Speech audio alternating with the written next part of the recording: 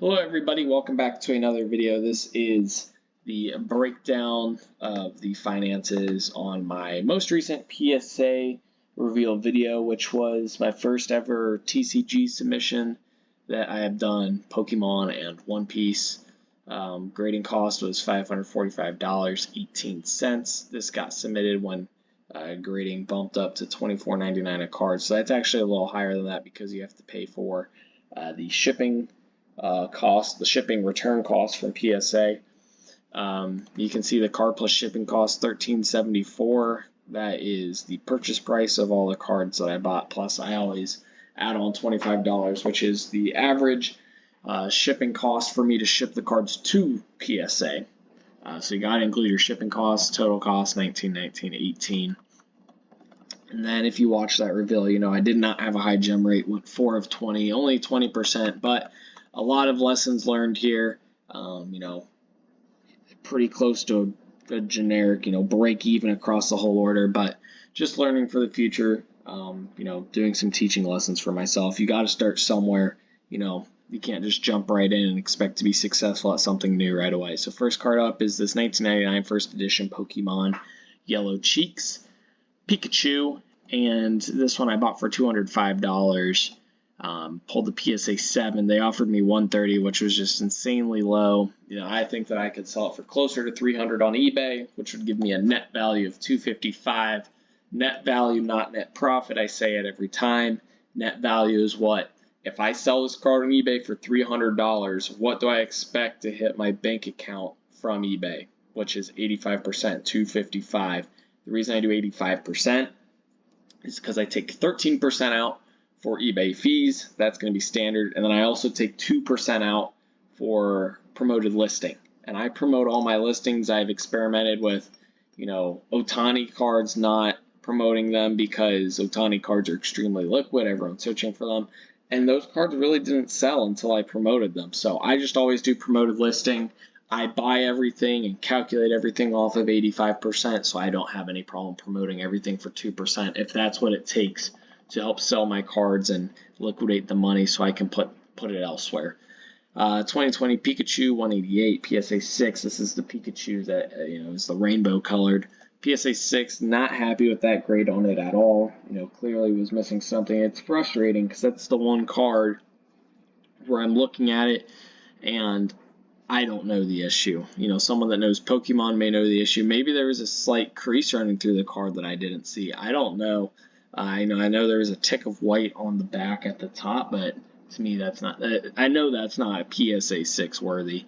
They didn't even give me an offer on this card. Just hoping to sell it back for about what I bought for raw and really just be out the grading fees and the selling fees on that one, which would not be horrible for a PSA 6. This Mew V from 2021 pulled a PSA 9. They offered me only $78. This is one I bought raw for $100. And I actually have an offer sitting on eBay as of recording at $125. So I know minimum I'll be getting at least, $105 out of this card, much higher than the PSA offer. So it was a good decision to bring it home.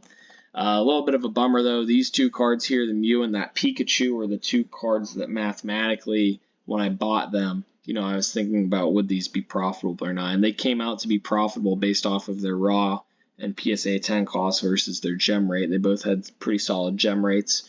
But then again, 2 cards is a very small sample size, so is only one grading order. I would like to think that this grader graded a little bit harder. But at the end of the day, I can't be for sure because this is my first time doing it and I'm learning. So, yeah,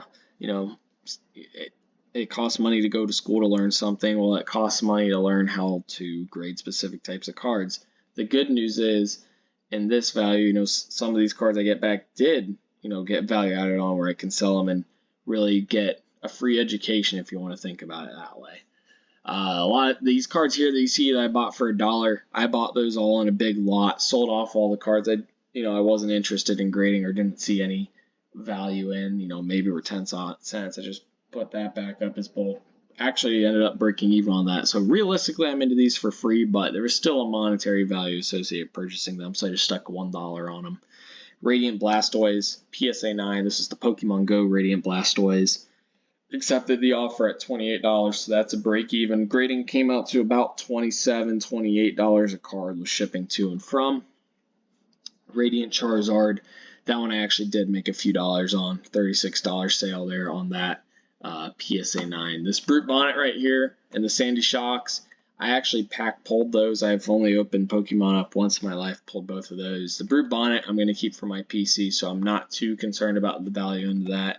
Realistically, anytime you open products, and this goes for sports too, more so for sports than Pokemon actually, because I do believe that the value you get out of opening Pokemon packs, the negative ROI that's associated with that is not as high of a negative ROI as sports cards. Sports cards, it's probably like a negative 80% ROI on most products opening them up.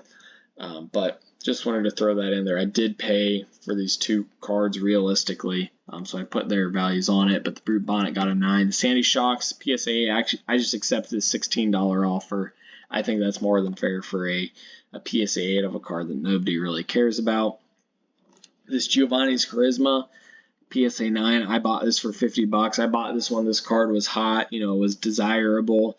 Even if I got a PSA 10, I would be making not good money on it at all. But the PSA 9 actually was going to lose money. Seemed like most recent sales are around $30 on eBay, so I just took that $27.43 offer that PSA offered me.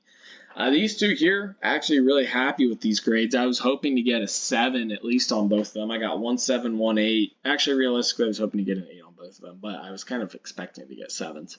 They look very clean, not really, back's very centered, looked very clean on the back. Centering on the front was good. The only problem is these older holo cards, I do know, are pretty notorious for having scratches on the holo foil. A lot of people think they've got a perfect card. They don't see any white. It's perfectly centered. And then if you angle the holo the right way, you can see, little scratches running through that foil, which I believe was generally from printing, or printing plus a combination of, people not knowing how sensitive that surface was. But you can see I did well on both those cards. Expect to sell the Blissey for $160, the Ampharos for $180.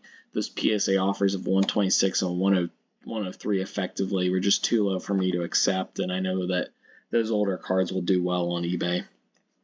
I'm actually happy with this card too, the 2016 Pokemon Charizard XY reverse foil PSA 7, but I'm actually going to make money. The offer was low. I think I could sell it for close to $100 on eBay. Bought that for $55 raw. Just an example of buying the right card, right? This card has appreciated in value since I bought it a couple years ago.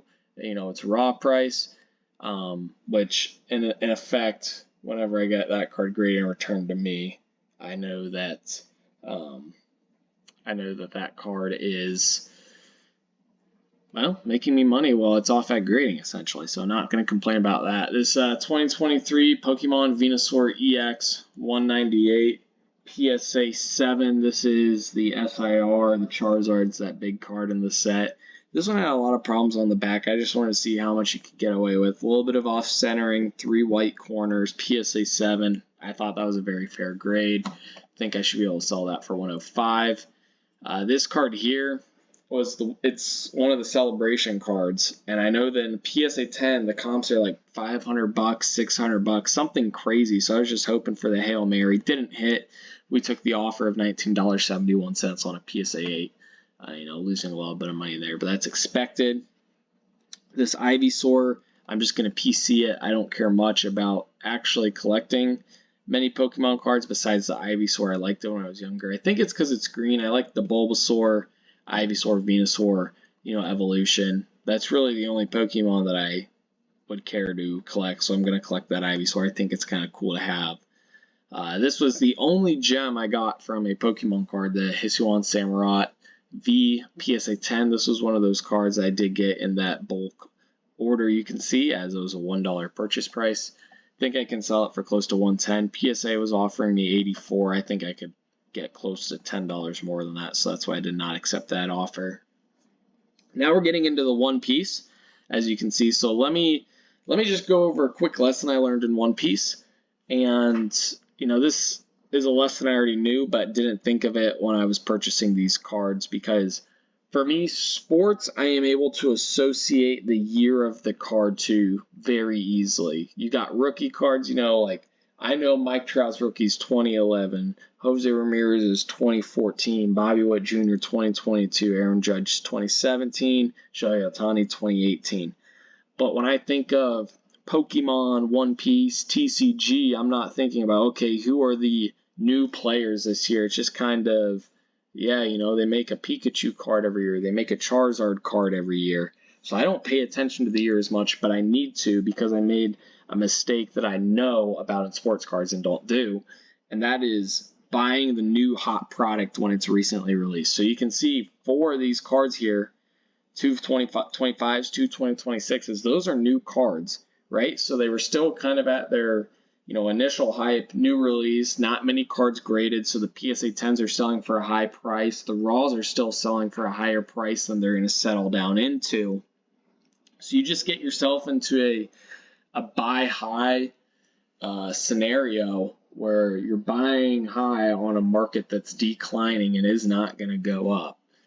So that's a good lesson for me to learn, is that I do need to be paying attention to the year associated to the card, because just like sports, you're going to buy the new set where everyone's all hyped, like Topps Chrome Basketball this last year, and you're just going to be riding it downhill. So Boa Hancock PSA 10, I will make money on this one. The PSA offer of 148, that was just horrendous. I do know I have an offer on PSA or on eBay. The first offer I got sent was 220, so that's already better than PSA was offering me, but I'd like to get closer to that 270 mark that I think is fair on that card. Monkey D. Luffy, really not going to make much, if any, money on a PSA 10, which is unfortunate, but it's a lesson learned. And you can see I did really well on this Yamato PSA 10 from 2022, the one card that's old. Solid gem rate. Like, all the gem rates on these cards are over 90%, but I bought, the card that had already settled into that price, and now you can maybe get into that slowly appreciating because it's already hit the bottom. It's a few years old. There's not that new hype associated with that set or card. And that card's actually, I value at 425 in a PSA 10, maybe a little high. I know there's some sales below it, but I think there are a couple sales above it as well. I just tried to pick the middle. Even if I sold it for 375, I'd be happy. Much better than the PSA offer of 257. And then we got 2 PSA 9s, which is unfortunate. One Piece, in my opinion, if I find a card that I'm not seeing flaws on, I think it should get a 10 just because of how high the gem rates are on those. But maybe that means I got a tougher grader in this order, right? Which could be optimistic because I didn't lose money on a really bad order, in my opinion. So, maybe if I find my groove, figure a few things out, learn a couple things, I can actually be profitable on the Pokemon side of things, where I'm not going to have to worry about players getting injured or having off-field issues or getting traded from the team they're on. And then, you run into a James Harden scenario where, yeah, he's a future Hall of Famer. Sure, he hasn't ever won anything or done anything in the playoffs, but there's no true fan base for him because he's played for so many teams and leaves every single team with a sour taste in their mouth. These TCG cards aren't going to do that to you. So that's why I am interested in learning that market, is because to me it is safer in the fact that I don't have to worry about something happening to whoever's on that specific card. You do have to worry about the market in whole, but that's the same way with sports cards. So Luffy, PSA 9, gonna lose some money there. $60 PSA offer, laughable. And then the Miss All Sunday PSA 9, that was an alt art, I think, or something. All these were alt arts, or one of those more special cards that makes it worth more. I just accepted the $40 PSA offer. Maybe I could sell it for $50 on eBay, make a couple bucks more, but whatever. We'll just take the money. I'm not concerned about a $2 difference, especially if I don't have to ship the card, find a buyer, spend the time to list it and ship it. It's just worth it, in my opinion. Is if I'm interested in selling a card and that net value is extremely close to what the PSA offer is, I'm accepting it. And obviously, if the PSA offer is higher, I'm accepting it. So projected profit is $132. So I actually am projecting myself to make a slight amount of money. I wouldn't be surprised if my actual profit is pretty much a break even, but that's fine. Like I said, essentially a free education. ROI 6.8%, which is miserable usually on any bulk grading order I do, which is 20 cards plus. I am looking for 100% ROI or higher. If I'm sending my cards away and they're away for 6 months getting graded, I want the value that I put into it to double is what I'm looking for.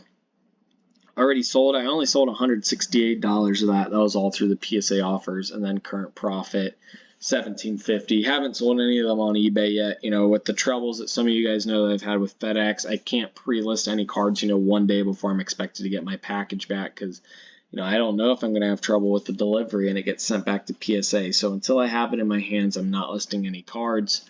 So all of that current profit or cards I've sold have only come from PSA offers. So down $17.50 on the order right now, but still have some of these cards in here that can definitely turn that around, and they'll sell eventually. So hopefully you guys enjoyed and learned something. If you did, be sure to like and subscribe. Comment what you think about this down below. Comment some lessons you think I should know about TCG below. I'm new to this, but I'm willing to learn, and I'm not gonna dive super deep into it like I do with sports cards, but definitely think that this could be a fun addition to maybe every quarter sending one submission out of some Pokemon and One Piece and TCG cards.